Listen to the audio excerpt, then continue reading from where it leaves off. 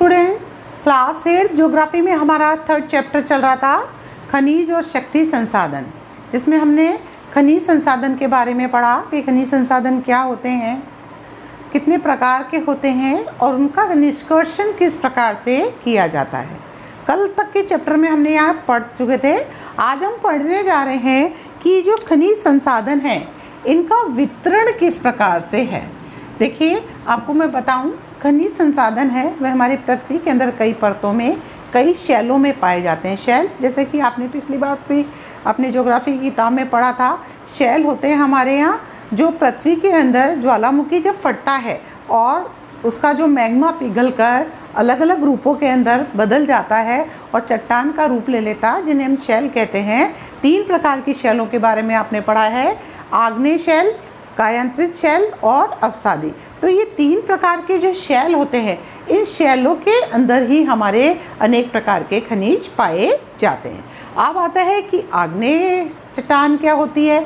आपको बताया कि ज्वालामुखी में से जो मैग्मा फूटकर बाहर निकलता है और जब वो ठंडा होता है और अपना एक कठोर स्वरूप ले लेता है, ठोस स्वरूप, तो सबसे पहले आग्नेय चट्टान बनती है। आग्नेय चट्टान जब वह टूटकर और बदल जाती छोटे टुकड़ों में, तो वो अपना रूप परिवर्तित कर लेती है, यानी आग्नेय चट्टान का ही बदला हुआ रूप होता है कायांतरित चट्टान।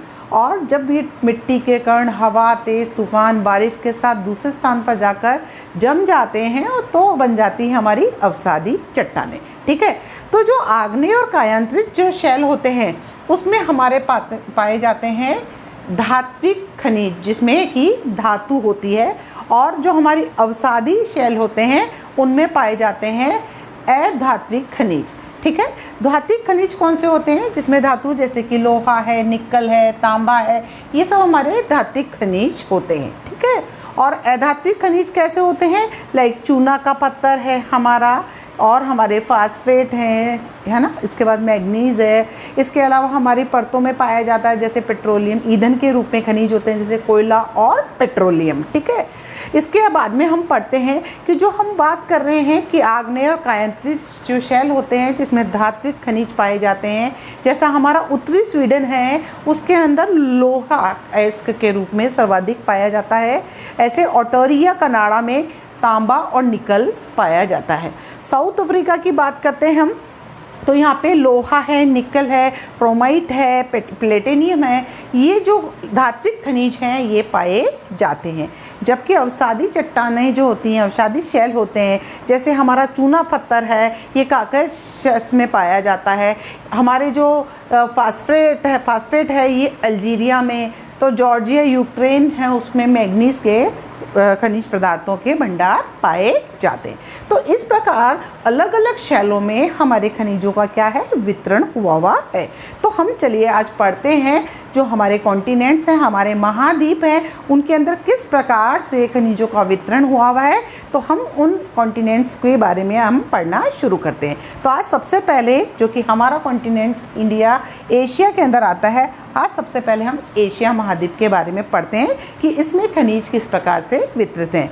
तो हम बात करते हैं, तो एशिया खनिज संपदा से बड़ा परिपूर्ण है बेटा।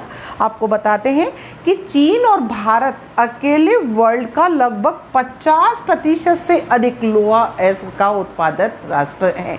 यानी अगर एशिया की बात करें तो एशिया के अंदर लोहा है, मैग्नीज है, बक्साइट है, निकल, जस्ता, तांबा, इसके बहुत ही अद्भुत भंडार हैं। आपको 50% से अधिक जो लोहा है वो हमारे भारत और चाइना के अंदर निकाला जाता है।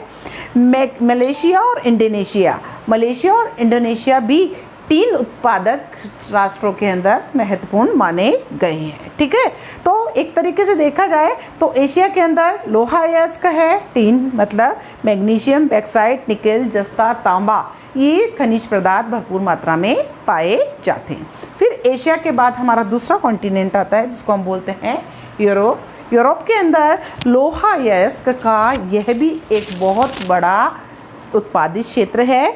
लोहा अयस्क जहाँ की जैसे रूस है, यूक्रेन, स्वीडन, फ्रांस है, यहाँ पर क्या पाया जाता है, लोहा अयस्क भरपूर मात्रा में पाया जाता है। साथ ही में तांबा, सीसा, जस्ता, मैग्नीज, निकल, ये पूर्वी यूरोप के अंदर पाए जाते हैं।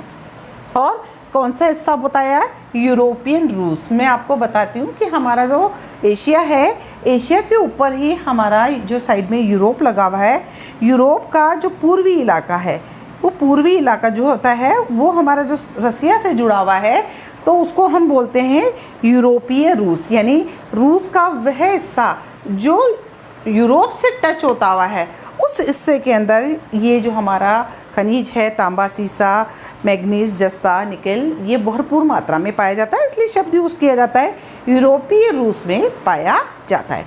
तो आज हमने 2 कॉन्टिनेंट्स के अंदर कौन कौन से खनिज का वितरण हुआ है ये पढ़ा है।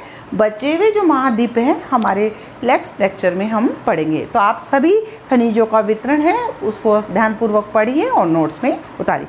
बुक्स की सहायता लीजिए। आपको ये कॉन्टिनेंट्स के बारे में और किताबों का मैं PDF भेजूंगी, आप किताबों में से भी पढ़ें। Thank you very much.